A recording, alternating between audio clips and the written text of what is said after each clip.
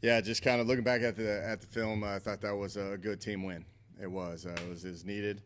I thought the kids, like I said after the game, I thought they responded in a great manner. This game has got a bunch of ups and downs and highs and lows, and I thought these kids, we looked ourselves in the mirror. We corrected what needed to be corrected for this past week, and they went out and executed. And we still got a lot to improve. We left a lot out there on the field, which is, once you watch the tape, you can see that the kids get a little upset because they feel like they left a lot out there, and which is always good to coach off of, it was good. I thought the defense played at a very high level again. I thought they're very disruptive. I think they had roughly like around 20 plays that were, kind of we consider negative plays with pass breakups and tackles for loss and interceptions and things of that nature. But you got 2 turnovers, a lot of negative plays. I thought they're very disruptive. Played with a lot of energy, and they're fun to watch. They are. I thought offense picked it up a little bit better than what we've had. Than in the previous week versus Nevada. I thought we challenged them to be physical. I thought they were a lot physical, especially at the line of scrimmage. But still, like there is some inconsistencies at offense that we need to improve on. But we're making some explosive plays. I thought we were running the ball, efficiently at the end of the game. We were pretty inconsistent early, but those are things that we're just going to keep hashing out and doing that on a daily basis. I still think we've got too many penalties that we're doing. We got to play cleaner football than what we're putting out there on the field. And you go into a game like like Baylor, is going to be a physical game. They're a big team. They're a physical team. They're very sound in what they do, and they play smart football. They don't make very many mistakes. And we got to clean up our penalties, and we got to clean up our negative plays. And you got to learn how to be complimentary versus Baylor. You got to take advantage of any opportunity that they possibly give you, because this is going to be a tough challenge. I think Coach Aranda does a great job. Coach Roberts on defense does a great job. They do. It's one of the harder schemes that I've had to go up against. They contest everything. There's a reason why they won the Sugar Bowl, and won the Big 12 championship. They're coached well. They play hard. They play the game the right way. They don't make very many mistakes. They don't turn the ball over, and they create a lot of turnovers. So this is going to be a great challenge, and our kids are excited. This is going to be a great opportunity for our program on a national TV spotlight at 11 a.m. kick, and everybody's concerned about the heat, but we play in this thing every single day. So, I think both teams will be ready to go with that. But just quick update on Chris Mills. Chris has been, that was kind of a scary injury that occurred. I think you guys probably saw the replay and what it looked like. But, football is a violent game. And, that was just kind of one of those unfortunate, hits that occurred that ended up being a scary moment for us.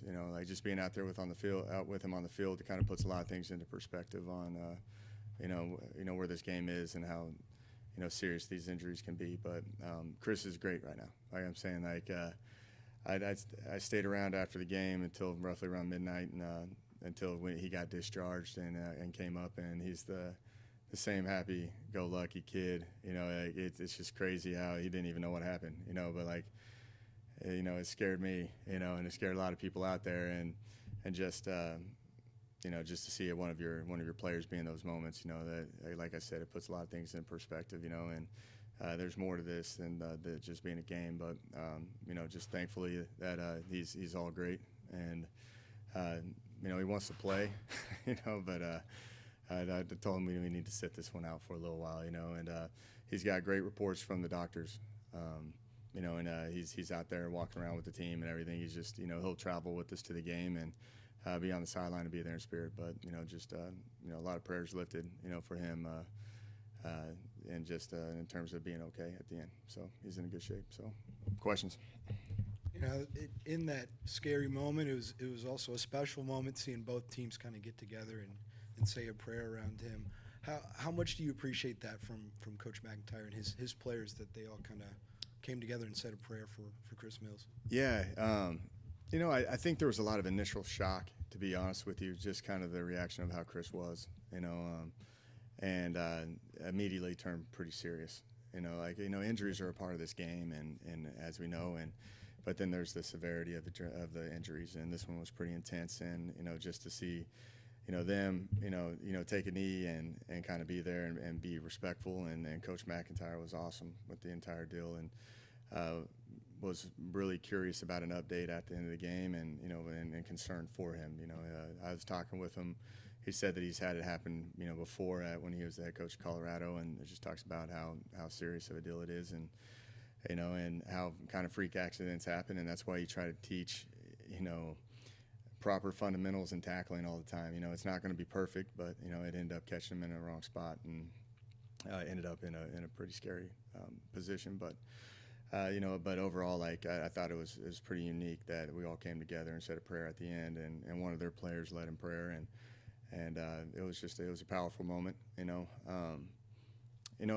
was interesting too, because it was very there was no energy after that, and I thought that our kids kind of put the distractions aside and then just continued to play, and then obviously went back to the concerns of Chris, and it's just a very unique moment and powerful moment all in one.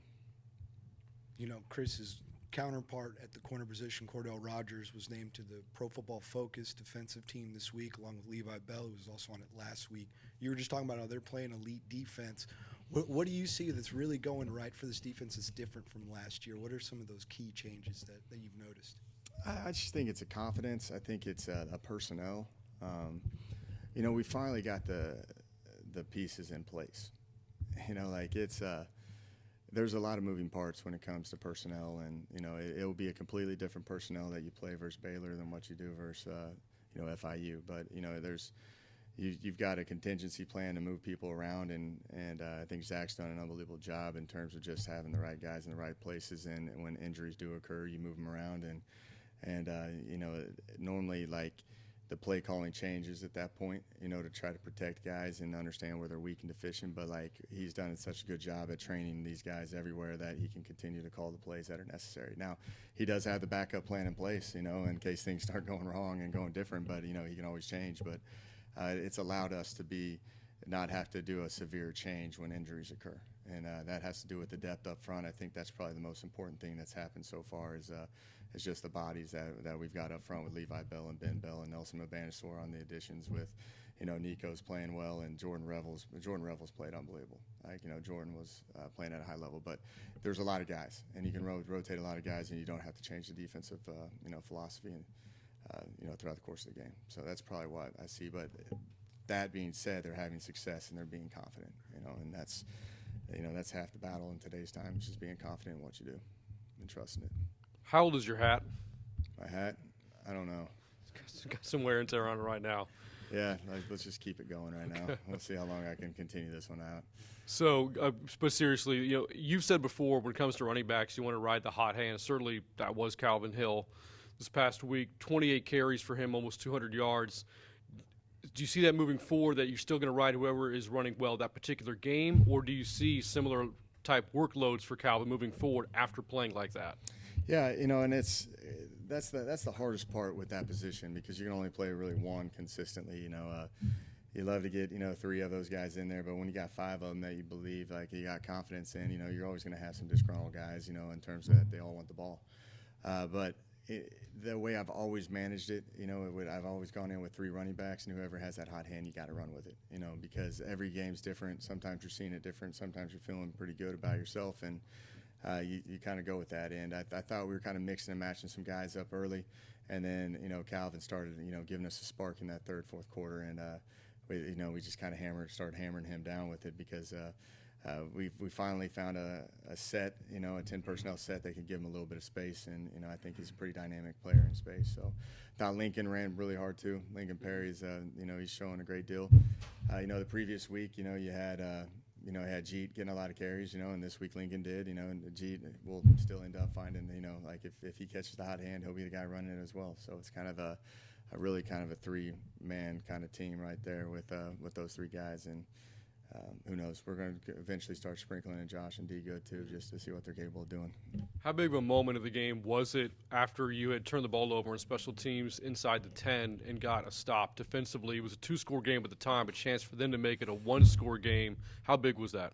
Yeah, I refused to let the negativity come seeping into like our team and how it is. Like, you know, a lot of people could say it kind of felt like, you know, the previous teams, you know, and like I was just proud of how they didn't bat an eye. Defense went out there, and I think we got a pretty good stop on that one, if I'm correct, you know, and you know, that's what we talk about. You know, it's just the sudden change and elevating the play, and you know, that's what the defense struggled with in Nevada, and they came out and they did that. You know, and but yeah, you kind of sit there and laugh at it because you're like, a lot of people can say, "Here we go again," but I refuse to let that happen. You know, and we just moved right along, understood this was the assignment, we got it done.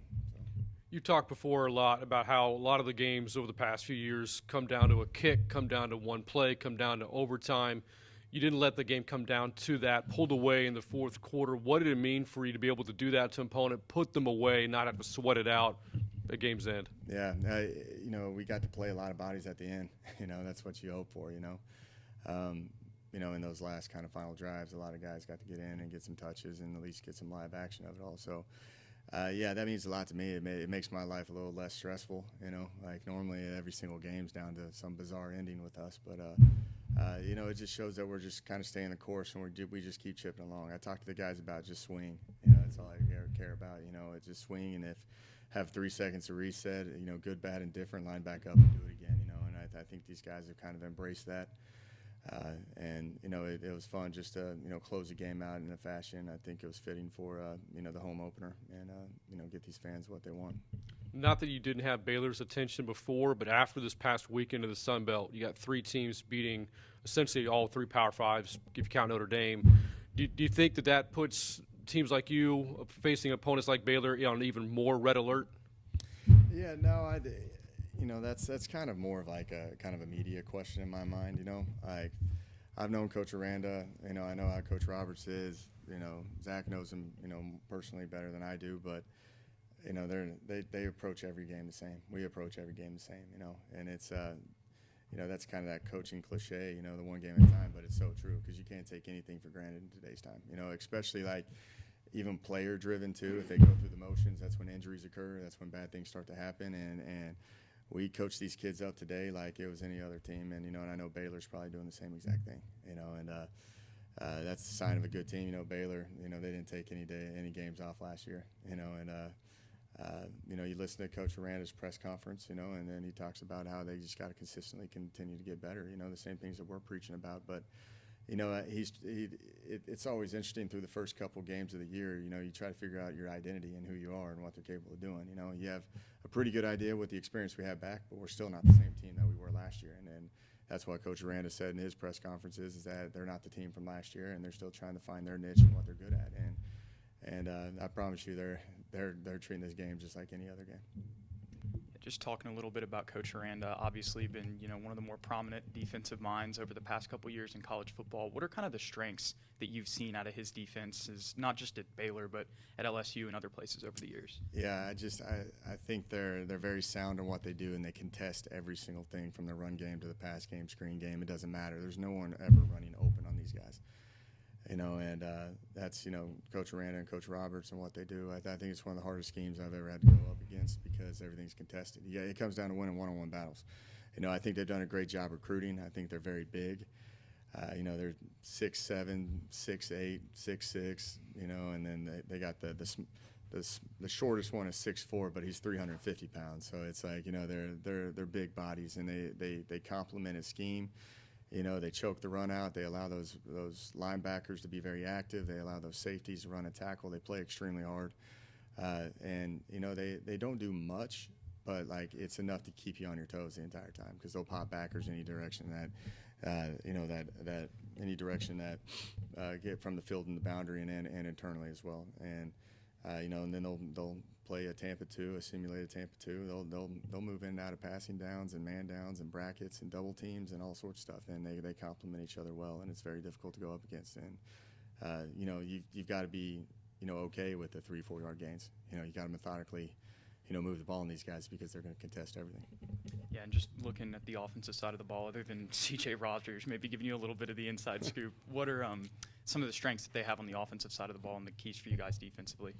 Yeah, offensively, I think their O-line is really good. I think it's one of the better ones in the country. It's going to be a tough challenge for our front seven. The running backs are big, physical guys.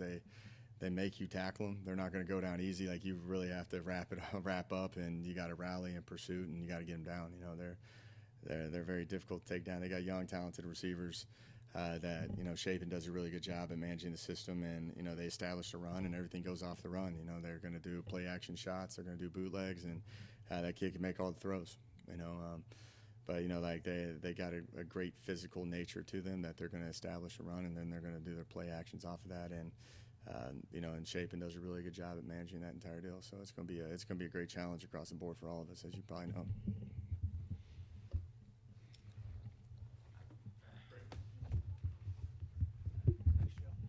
Jake, I know you mentioned how it's the media that's kind of driving this whole Sun Belt thing, but this is kind of like the Mid-American Conference 20 years ago when they were winning all those games against the Power Five. What do you and the players, I guess, see as this an opportunity to join the Sun Belt, maybe turn the Sun Belt into what the MAC was 20 years ago, and be able to continue that run they had last week?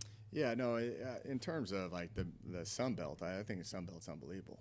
You know, like, I think it's a very tough conference to be a part of. In terms of like Baylor not like overlooking this game is highly doubtful. I can promise you that. You know, and that's just a sign of any good coaching. But like, I think everybody knows the capability of like teams like App State and Marshall. They've done those upsets before. You know, Old Dominion's been, you know, beat Virginia Tech, and they've done that before as well. And a lot of these schools across the you know, I think Troy beat LSU, you know, not too long ago. There's multiple. You know, Nebraska lost to Georgia Southern. You know, Georgia State beat Tennessee the other year. You know, like, it's a good league, and there's a lot of it shows you, you know, just kind of the direction this league's going. I think Commissioner Gill has done a phenomenal job on terms of just showing stability and structure. You know, evolving, understanding that you need to have, you know, a good structure of a conference and good stability of a conference to last right now. You know, and I bet you there was a lot of teams, like a lot of conferences came in asking to try to pull some of these teams out, and they stayed. And it shows you what Commissioner Gill's done. And, you know, there's 14 teams in 10 different states, so it spreads across the South. And, you know, it hits a lot of different media markets. And, you know, so there's great publicity of this conference. And, you know, I'm used to it, you know, because, like, you know, every single game's a battle, and every single, you know, week is just a new issue that you got to deal with. But I think overall the Sun Belt is arguably one of the better, you know, group of fives out there. The first 5-10 minutes probably going to be key. How do you all kind of survive that first punch like we saw the rest of the Sun Belt teams do, and really outside of Appy State giving up 6 touchdowns in the fourth quarter to North Carolina? When the Sun Belt teams the first 2 weeks have taken a punch, they've been able to stand up and be able to deliver a haymaker back. Yeah, no, that's the whole thing. We got to keep swinging. Like, you can't take a play off, and it's more about the fight and the strain with this team, because they're gonna bring it. You know, like there's going to be some one-on-one battles, and it's going to see who can win it. You know, and what I've told with our team is that you just got to line up and keep just swinging, and regardless of what happens, line up and do it again. You know, and I'm telling you, if you have consistently a group of men that are just swinging, good things will eventually happen. You know, like, you're going to make mistakes. It's a game of imperfection. But, you know, sometimes, like, if other guys are, you know, fighting, you know, good things will work out, you know, and that's why that's kind of our mantra. That's what it's been. It's just, you know, we got to keep showing up and keep trying to, you know, execute it one play at a time. Like, when you start to think about the scoreboard, when you start to get ahead on things, that's kind of normally when it goes out of control, you know, and we know that they're going to come out swinging on us, so we got to match it, you know, and just, you know, we just keep showing up every single play, and I think the rest will take care of itself.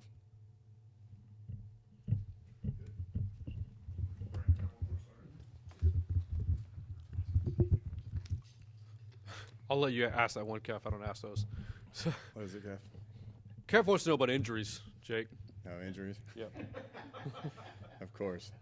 Right now we got a couple guys, you know, banged up, but nothing where they're out. You know, there's you know, the only thing was Chris Mills was really the one coming out of the game. You know, Baby J went down, he bit his tongue, but he's fine. He practiced well today. You know, there's DJ Mask was out there practicing. Everybody that kind of went down is out there, you know, playing well right now. That's the typical bumps and bruises that we have of football. You know, last week in this room, you said that you had some tough conversations with some of your guys, challenging them, you know, to perform better. Those particular players, position groups, did they respond to the challenge you put in front of them? Yeah, no, I thought they responded really well. I thought, it's a hard game, man. It is, and like I'm one of the first to actually tell you that it's a hard game, and you have to physically fight and strain every single play, and do it consistently all through practice and for 8 straight months and all that good stuff, and you're going to have bad games. And I thought, our receiver group, rose to the challenge. They made some big explosive plays. I thought our O-line established a run and played hard, and that's all I ask. I know what they're capable of doing, and when they're not playing to the potential that I know that they're capable of playing at, then I need to address it, and we need to kind of have the transparency and show the tape of, hey, hear them doing it at a high level, and then this is how you were in the Nevada game, and we got to correct it and fix it. And there's nothing personal about it by any means. It's just, hey, like this is not, the potential of what you're capable of doing. And I thought they all responded very well, and you got to stay on it, like we had, they had a good game, but like we still got to show back up, and we're correcting mistakes, we're still having conversations with a lot of other people too about where they stand and what they need to improve on, and how the preparation that you do throughout the course of the week translates to the game. And it's not like, hey, we're just going to go through the motions all through practice. Like what you do in practice is the people that we are going to play in the game. Mm-hmm. And that's kind of the standard that we have. And they understand that, and they respond. They had a great practice day, and we'll see if it just keeps translating to the field.